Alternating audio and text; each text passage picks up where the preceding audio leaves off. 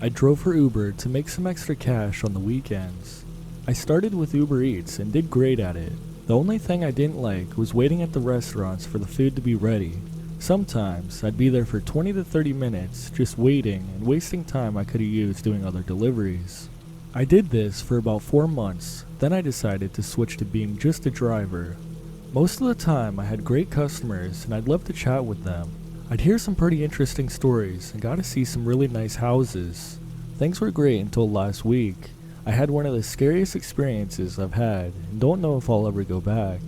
I picked up a guy outside of a restaurant. He was well dressed and very friendly. The drive said it would take us about 20 minutes to get to his destination. We chatted back and forth and the drive seemed to be going normal. About 10 minutes in, he asked me to go on a different route than what was on the GPS. I told him I'd like to stay on the route the GPS was giving me. He did this short laugh like he was disappointed. There was an awkward silence before he said, "Come on man, I need you to go that way. I have to make a quick stop at the store to pick up some dinner." I sat there in silence thinking for a second. He seemed like a nice guy, but all of a sudden something just doesn't feel right. I told him, "Sorry, I can't. I have to go the route the GPS tells me." At this point, he gets furious and his whole demeanor changes. He scoots over to the middle of the back seat and I feel him pressing something into my back. He says to me, "Listen, you're going to take me where I want, understand?" I'm shaking at this point and too afraid to look back and see what he has pressing against my back. I could only assume at this point a gun or some sort of weapon. I tell him, okay, please don't hurt me." He tells me where to go and we arrive at an apartment building, not a store like he originally said. He says to me, "Wait here, I'll be right back." I agreed and he got out of the car. He walked behind the building and I took this opportunity to peel out of there.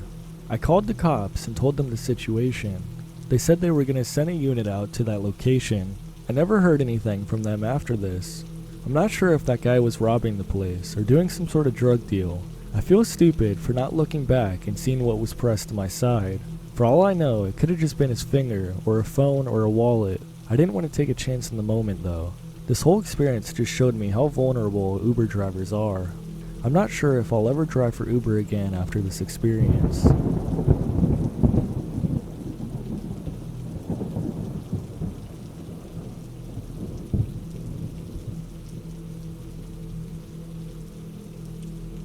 My friend and I were going up to Massachusetts to visit a college campus together. We planned on staying at an Airbnb that was close to the college. Unfortunately, the Airbnb was about an hour and 40 minutes away from the airport. The only way we could get from one place to another was take an Uber. I ordered the Uber and it arrived in about 15 minutes. As the car pulled up, the Uber driver rolled down his window and stared at my friend and I for about 15 seconds. Feeling uncomfortable, I asked who he was there to pick up, and he said my name. My friend and I hopped into the back seat of the car. Once we closed the door, the first thing he did was look at us in the rearview mirror and said, "This is going to be a real nice ride with two pretty girls in my car." The way he said this sent chills down my spine.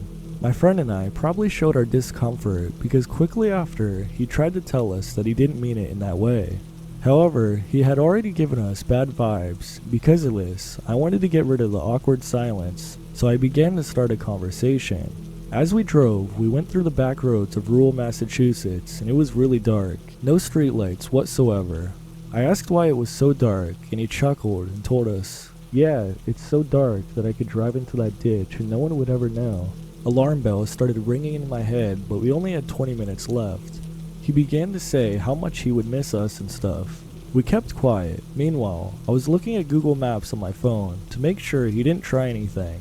And of course, he decided to make a right turn instead of a left. I told him he was going the wrong way, and he told us he wasn't. I assured him he was wrong, and he got angry.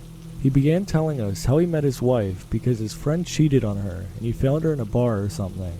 Then he told us that his wife makes him so mad that he wants to strangle her. My heart sank when I heard this, but we were 5 minutes away.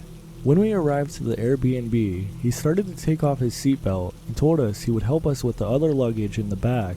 However, neither one of us put anything in there. We only had book bags. My friend and I quickly got out and walked away, and he turned off his engine and told us, "I'll keep in touch." We went into the Airbnb, and I reported him and deleted my Uber account.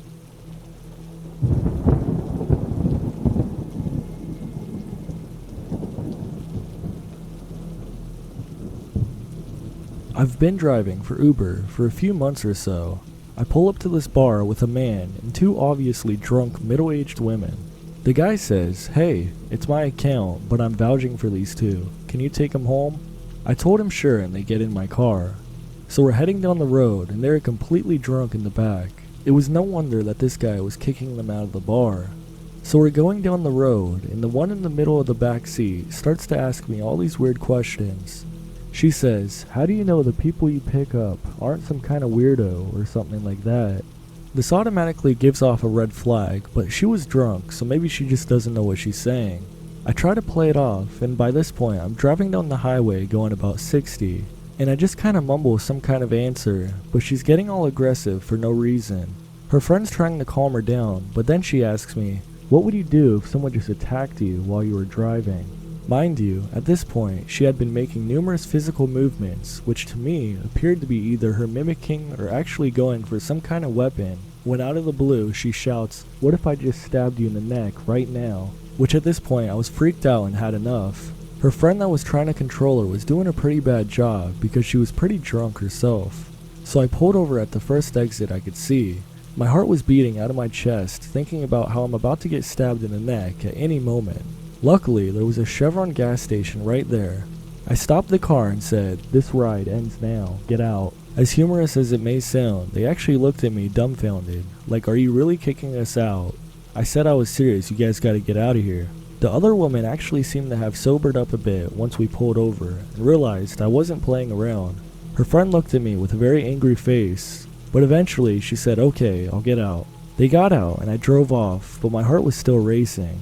Anyways, usually alcohol has something to do with the worst stuff I'd imagine. Nowadays, I drive earlier in the day so I don't have to deal with that.